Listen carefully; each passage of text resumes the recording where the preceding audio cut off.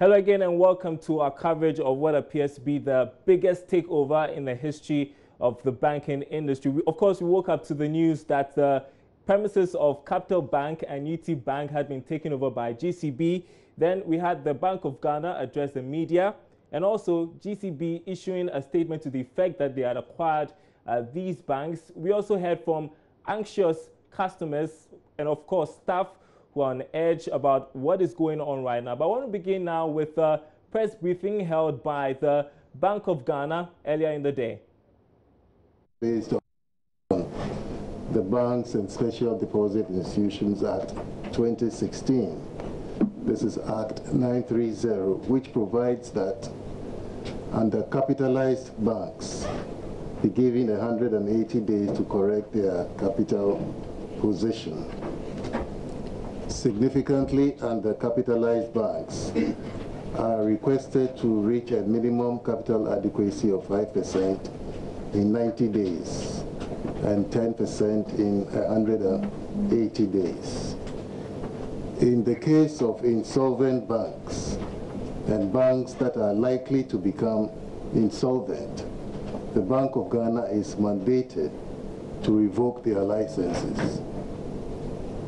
So insolvent banks do not have 180 days. I think we need to make that clear. Secondly, we only have two insolvent banks in Ghana. This is UT Bank and Capital Bank. So this talk about the fact that they are not the only ones is really unfounded. These are the only insolvent banks that we have in the system, and those are the ones that we have resolved. The P&A transaction has distinct benefits. Customers will suffer no loss. The acquiring bank increases its market share, and then the productive assets are maintained. I think we should emphasize the point that no depositor will lose his or her funds, and all depositors will continue to do normal banking business with GCB Bank. Under the arrangement, GCB would acquire all deposits and some selected assets of UT Bank and Capital Bank.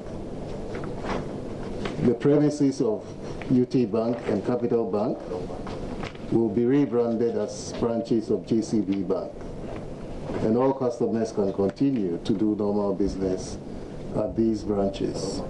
Similarly, all debtors should continue to make their loan repayments as legally scheduled. As you know, banks play a crucial role in financial intermediation for growth and development of the country. However, there are risks associated with performing this role, which should be managed effectively to avoid jeopardizing the stability of the financial sector. UT Bank and Capital Bank were requested to submit restructuring and capital restoration plans. However, the plans that were submitted by these banks were found to be unacceptable. A pro forma balance sheet of liabilities to be taken and assets to be purchased were prepared, and a pool of bidders was asked to express interest. GCB Bank was then selected among three others on the basis of purchase price, cost of funding, branches to be retained, staff to be employed, and the impact on the acquiring bank's capital adequacy ratio. Ladies and gentlemen, UT Bank and Capital Bank were heavily deficient in capital and liquidity, and their continuous operation could have jeopardized not only their depositors' funds, but also posed a threat to the financial system. It has therefore become necessary for us to revoke their licenses and approve this transaction to allow GCB, a large bank with the right balance sheet, to take over all the deposits and selected assets of the two banks. The acquisition of selected assets and deposit liabilities of UT Bank and Capital Bank is part of the efforts by GCB to further broaden its reach and grow its balance sheet to support a fast-growing economy. And this is in line with our broad objective to position the financial sector to support the government's transformational agenda. All right, so the central bank there essentially briefing the media on the developments. Now, if you're a customer and you are listening, of course, you would be worried. Several customers on edge, as we've been telling you. Just to paint the picture for you, my colleague Sheila Tamaklo was at Abosiokai here in Accra, where customers of UT Bank expressed frustration after being denied access to the bank. She filed this report. We are back at the Abosiokai branch of the UT Bank, and as you can see around me, there are lots of customers gathered here, still waiting to be able to transact one business or the other with the UT Bank. However, according to the customers, the officials have refused to speak to them and tell them what is going on. So they are here, but they don't know what exactly is going to happen to them or their funds or whatever transactions that they came here for. So it's 1 o'clock, but there's nothing happening here at the UT Bank branch in Abosiokai. But they say 1 o'clock up to now. Nobody has come to tell us anything. So we are just waiting. Maybe I say maybe I am say 1 o'clock and so on, but as at now, no. I think it's more. It's about 30 minutes or 40 minutes past 1. But still, it's kind of normally they work on Saturday. When I came and it was security man told me the bank was closed, so she told me to go and come back on Monday. So Monday somewhere I came around 8:30, and they told me to go back. I should return back 1 o'clock. So as at now, we are not seeing anything. I mean, the only problem is that if there is anything, why don't they send us ATM alert so that we should know that this is what is going on, so that we should have prepared for what is. So what they are doing there, actually, it is affecting us a lot. So as the story continues to unfold here at the Abosiokai branch of the UT Bank, officials just came out to try and address some concerns of the customers who have been waiting here. Some have been here since morning, they tell me. But when the officials step out, what they told them was to wait further without stating any definite time as to when commercial activities will commence or will resume. Customers here are still worried and they are waiting for the officials to tell them what exactly is going on. And for us, we tried to speak to them, but the officials have declined any comments to the media. And we are the Accra branch of the UT Bank, and I'm joined by another customer who says he's been here since morning. You've been here since morning, and what have they told you? Yeah, I've been here this morning, and the security man said I should come around 1 o'clock, but it's almost 2 o'clock, but they've no opinion. Okay. So have they told you what is actually happening? They haven't. And are you worried because... Yeah, I'm bored because I will be traveling tonight. I think commercial bank is not any ordinary bank that we should be afraid of, like our money being lost. So if they are also ready to take us, why not? We will do with them. My money there inside. I do, what do you call it? Insurance and account. Yeah. So now, I'm very, very afraid. So right now, if they open up, I will come out all my money from inside. I'm surrounded by some customers who say they've been here for quite some time, but officials have refused to tell them what is going on. It seems there is quite some kind of air of mystery hanging, and the customers really want to know what is going on here. But we'll be waiting to see what will come out. Reporting for Joy Business from the UT Bank branch in Accra, Sheila Tamaklo. As you'd realize that the worried look on those customers just trooping to the banks, trying to get some word on what is taking place. My colleague Eben Sabute was stationed at the headquarters of UT Bank. He's been there since morning. Joins me in the studio now. Eben, it was a similar picture, wasn't it? It was a similar picture at the head office of UT Bank. And let me say that in the morning when I went in, normally when you are going to work, you don't have any information about what is happening to your office or your workplace. You go in as a normal staff, you enter the company, and you have the expectation that you are going to be allowed to transact business. But when staff of UT Bank were entering in the morning, it wasn't easy as we thought. They have to pass through some strict security measures before. And also, we all know that even though banks are being protected by security men, the security presence today was very heavy. I can count about 6 or 7 policemen with weapons, fully armed, at the entrance of UT Bank head office. Before you could be allowed to enter, you pass through certain measures. So we were told that we as a media have to leave the premises.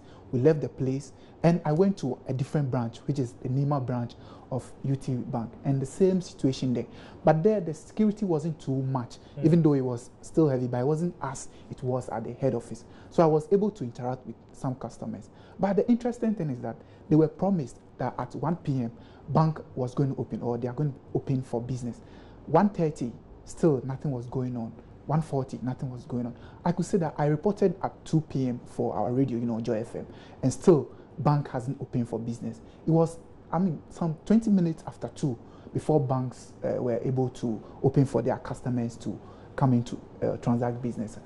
Okay, it's interesting you mentioned staff, because all along we've been talking about customers, but for the staff, waking up one morning and hearing news that where you are working has been acquired by a new bank, and the inkling that you may be laid off, as we're hearing that the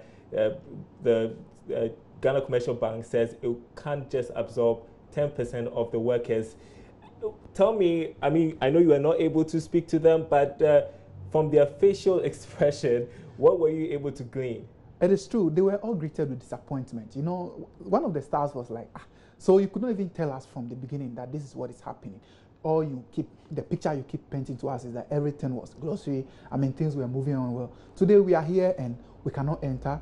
They don't know whether, in fact, they don't know the fate of their employment, or their appointment with the bank. But some were also optimistic that they were going to be maintained due to their, contracts and arrangements with the bank. So some of them were, it has to do with mixed feelings all over the place. Some were optimistic that they are going to be absorbed, others to, kind of disappointment. Before we go on, I want us to have a look at some of the customers that we've spoken to before the bank opened. That was after 2 p.m. and the bank couldn't open for business. They were, sharing their frustrations with us. I'm so calm because I know at the end of the day, I'm still going to go ahead to do what I came here to do. So I'm not panicked at all. Are you here to withdraw money or to deposit? I'm here to cash a check. To cash a check? Yep. Okay, so now what is your next decision? What are you going to do? I'm waiting because they told me to wait for a while and then I can do it. So I'm just waiting to do it. Are you disappointed? Not at all. Why? Because I've been with the bank for a while now and I still have trust in them. Okay. So how do you hear the information?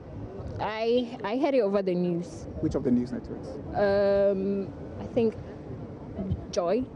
Yeah, Joy.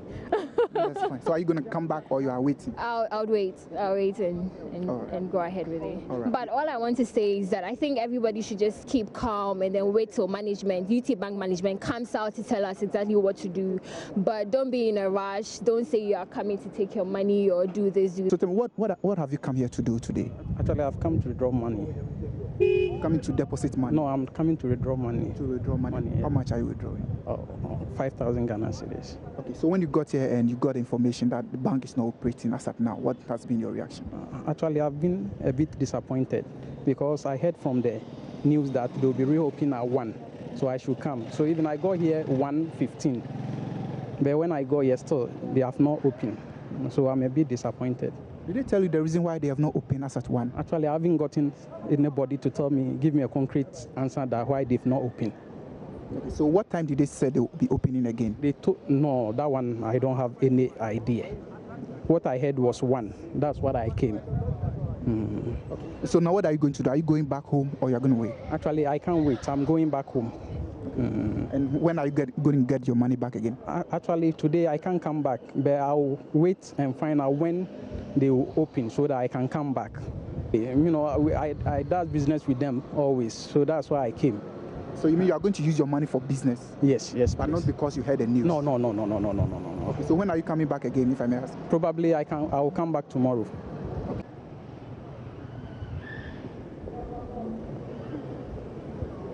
And you had those customers there, some of them cautiously optimistic, but even some of them also withdrawing whatever cash they had from their accounts, right? Yes, Dara, I can tell you that just about 10 minutes after they've opened bank for business, you could see people coming in, and when you ask, Charlie, there was a guy who came and he was saying in tree, he brought one of these private cars, Nissan Sentra, and he was like, he's going to withdraw all his money and go in because he doesn't trust GCB Bank. He doesn't think GCB Bank will be able to hold his money as he used to. Okay, thank you very much, Ibn Sabute, for that update. Of course, the central bank has sought to allay the fears of these bank customers. Earlier, my colleague George Rafi spoke to the head of banking supervision at the Bank of Ghana, Raymond Amanfo. We can take a look at that interview. This is a purchase and assumption, an appointment of a receiver. When you liquidate a bank, nobody takes over any asset, nobody takes over any liability. You sell the assets to pay the liabilities. That is liquidation. But the bank is not going to exist any longer. If you go through your laws itself, the Banking Act itself, what it specifies is clearly a liquidation. It's not. That's what I've explained to you. Find out the difference between a liquidation and a purchase and assumption transaction. The two are different. If I form a bridge bank, I can collapse. If I form a bridge bank, I can take the bank, change the name, and I will withdraw the license of the revoked bank. If I merge a bank, I can revoke the license of the old one and merge it with the two. So revocation comes in different forms, right? How sound are the other 7 banks that were initially captured in this audit report as we speak right now? Aren't we going to see another action again or a similar purchase agreement happen to 2 other banks? No. So all these 7 banks are safe? No, we have explained, the governor explained, for 5 of them, they have met the capital adequacy. So what is the big deal for them? So all these other banks are sound? Yes, I mean, definitely. We won't see any arrangement where another bank will be merged into GCB's fold? No. Don't forget that a shareholder can decide, right? We are not going to get ourselves involved in another P&A agreement. But a shareholder can decide and say that, look, I want my bank to be acquired. I can't prevent that. But I believe. And so you had my colleague, George Rafi, also asked that important question about the other 7 banks said to be in distress. Mr. Raymond Amanfo trying to, again, allay the fears of customers of the banks whom we don't know at this point. We will be keeping our eyes on that for you. But right now, I want to go to Kumasi because my colleague, Prince Apia, is also there monitoring the situation, what has been the reaction of customers from those 2 banks at Kumasi. Thanks for joining us. Prince, what have you been able to glean? Good evening, Daryl. I should say that some few minutes ago, the authorities of UT Bank here at Edum sent out some messages to clients indicating that they are going to work from this time, that was 2 p.m. till evening. As at 6 p.m., they will still be working to serve customers because of what happened in the early hours of the morning where they were unable to provide services to clients who trooped here in their numbers to bank with the UT Bank. I should also add that we just left a Capital Bank a few minutes ago, and there is another pull-up there indicating that GCB Bank has also taken over. And for them, they closed a few minutes ago. They are also serving customers who trooped early on in the day over there where they were unable to be taken care of. Daryl.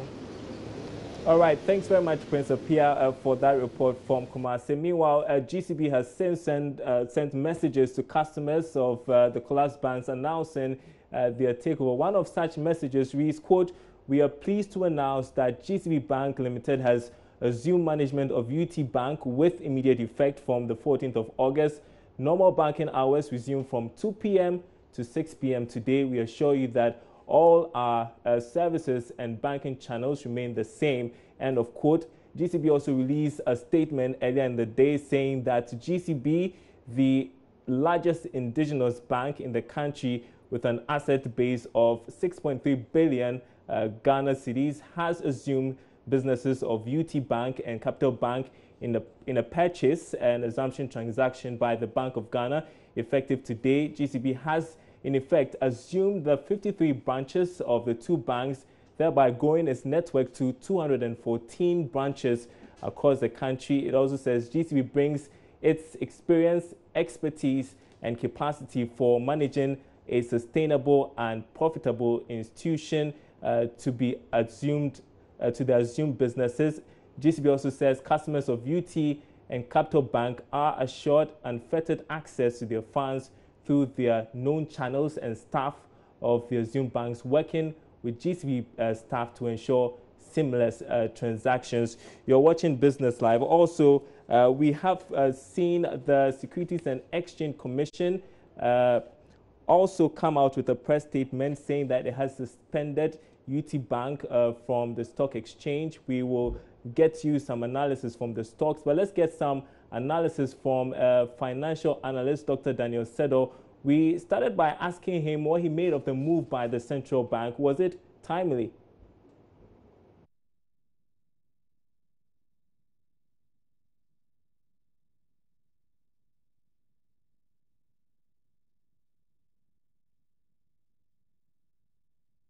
Due because the signal has been there for some number of years. We need to build a stronger financial services sector. I believe the agenda of this government is to drive down interest rates. You cannot drive down interest rates if banks are not performing well. That is, if facilities are given, loans are given, and the loans are not paid. That feeds into the higher interest rate. So probably it's a signal to all the banks that, look, you need to start putting your house in order, else we'll have to find a way of restructuring you. Some of our reporters have been in and around several, branches of these affected banks, and the atmosphere is that of panic. Most customers, they are saying that, the banks have been closed, the fear of losing their funds and everything. What do you have to say to this very situation? No, if you read the circular making the rounds, they talk about the banks opening at 1 p.m. So they need to wait. They need to exercise patience. I think the approach of the central bank is good enough. They're saying that they've handed the bank over to a bigger bank, and they've said that your deposits are safe. So let's give them time. In the afternoon, probably the next day, when the new managers take over and see what they have taken over, and probably start doing business as usual. So we would say that people should remain calm. I don't think they've lost it yet. Of course, the bank is in distress or was in distress. There will be some minimal effect, but I don't think it will be major. Particularly the approach the central bank has adopted by roping in the GCB to take over. So for me, it's a good approach. So what kind of advice do you have for the other smaller banks? It's not even about smaller banks, the banks that are not being efficient. The advice is that, look, start doing things properly. There's a way to do banking. Work on your deposits as much as you can if you can get cheaper deposits. And as I mentioned earlier, the Securities and Exchange Commission released a statement saying that it has suspended UT from the stock exchange. Let's get some analysis from the stocks. What has been the impact of today's announcement? I'm joined in studio by Bertha Atubiga. Obviously, it should have been a busy day for you as well in the office, trying to track the movements in the market. So, I mean, what's been the impact of this announcement we're hearing today? Okay, thank you very much. What I would say is that with the outcome, definitely UT Bank was delisted from the stock market, so it's no longer a share on the Ghana stock. People wonder why it took too long to do that. Well, I know that it's been in the process, but Bank of Ghana and other regulators were trying to actually help UT Bank and Capital Bank to be able to raise this capital. So for some time, from 2015 till date, we haven't seen the financials of UT Bank to actually know the financial position of the bank. And it's also brought about investors' attention, like it drew their attention because they had to know what was going on with the bank and invest in it, because the share price of UT Bank actually dropped significantly. It's just this bullish season that we saw the equity also appreciate to about 6 pesos before it was delisted from the stock market. So it is something that I was expecting that it should have been done a long time ago, but I think it took a long while for this to be done. And definitely we're going to have fear and panic come into the financial sector, but investors should stay calm. They shouldn't panic at all, because especially investors, those who have shares in UT Bank that's listed on the stock market, they don't have to be afraid, because the Ghana Stock Exchange is there to protect the interest of every shareholder and every investor on the stock market. So it shouldn't be something that will actually cause them to panic. What will happen is that there's a probability that there's going to be a tender offer to existing clients of UT Bank by GCB, since they are taking over. And before this is done, they have to value the shares of UT Bank currently on the stock market. And if you even look at the market cap for UT Bank and then GCB, GCB is a high net worth equity, a high worth equity. That its market cap is higher or far wider than that of UT Bank on the stock market. So if they are able to get the value, which could be the same or more, that will actually kind of give investors in UT Bank some confidence. But if it should go below, probably it will discourage them, whereby the company will have to pay some cash and all that. But they shouldn't panic. This could happen, and if they are going to if they value UT Bank, then they can convert their shares from UT to GC Bank. Oh, great. Yeah. Thank you very much, Bertha. You're welcome. Unfortunately, we've run out of time, but always great to have you do the analysis for us, Bertha, to be glad. So just in case you've missed out on all that has happened today, we just put together a fact sheet for you to understand what has taken place over the last few months, where we started from, and why we are here, in essence.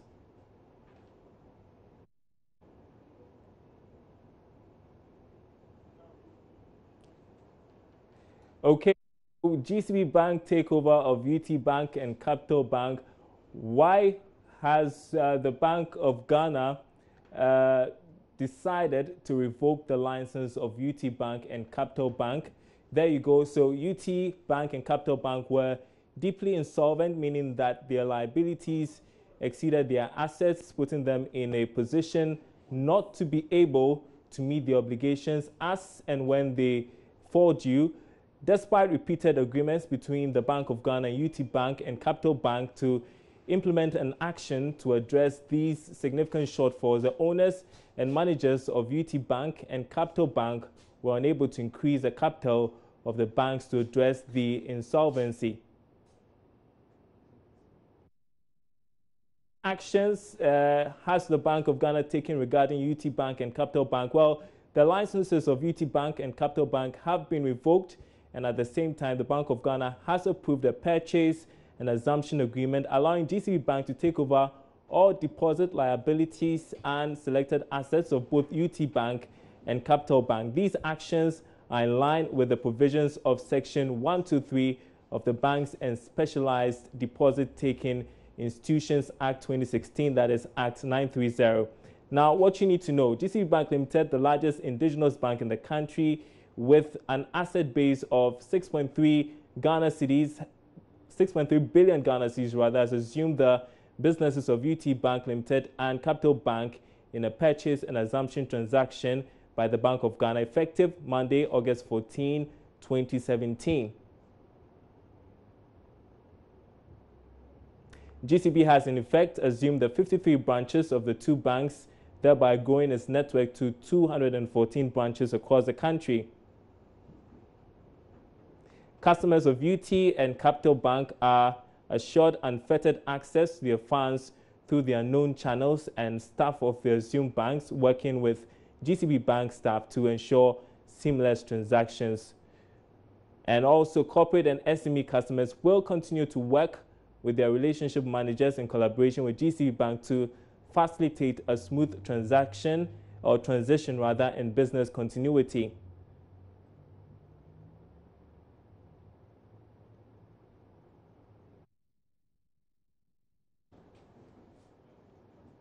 All right. So just in case you are wondering what was going on, this essentially sums it all up for you. And that'll be it for Business Live. Thanks very much for watching. It's been a day full of activity. We'll be back same time tomorrow. My name is Daryl Kwao.